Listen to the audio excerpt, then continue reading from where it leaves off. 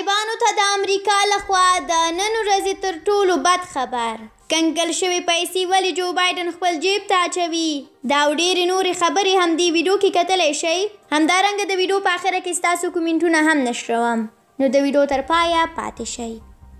د امریکا د خزانې وزارت وایي چې پر طالبانو به بندیزونه دوام کوي د امریکا د خزانې وزارت مرستیال چې د دغه هیواد کانګرس ته وربلل شوی و وایي چې دوی د افغانستان د شاوخوا 9 میلیارډ ډالر شتمنۍ د کنګل مسلې ته ادامه ورکوي او په خبره یې دا مهمه ده چې پر طالبانو بندیزونه دوام وکړي هغه ویلي دي دا د افغانستان د خلکو شتمنۍ ده او باید د طالبانو لاس ته ونه لویږي د امریکا د خزانې وزارت د دې ترڅنګ ویلي دي چې افغانستان ته د بشري مرستو رسول هم مهم دي او ښه به وي چې د دې شتمنۍ له ازادولو پرته پر نورو لارو چارو فکر وشي او دغه هیواد ته بشري مرستې ورسول شي په کابل کې د طالبانو له واکمنېدو سره سم امریکا په بهرنیو بانکونو کې د افغانستان شاوخوا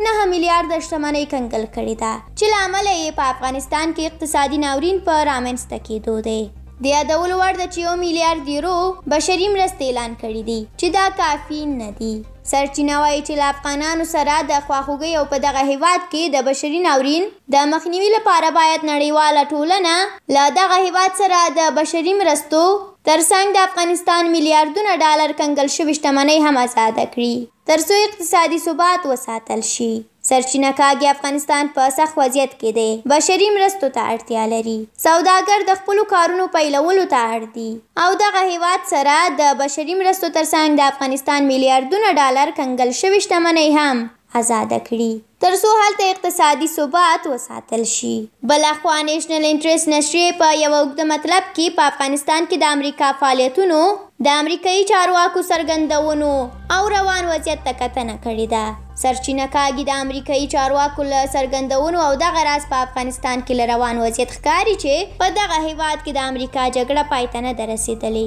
بلکې د جګړې تکتیک بدل شوی او د حضوري جګړې پر ځای غواړي د ډیورنډ په وسیله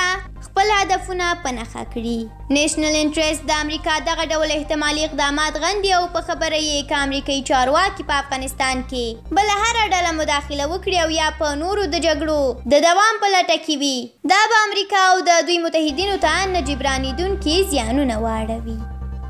درنو لیدونکو له تاسو ډېره زیاته مننه چې دغه ویډیو مو تر پایه ولیده زموږ د نورو ویډیوګانو لپاره د سول افغان یوټیوب چینل سبسکرایب کړئ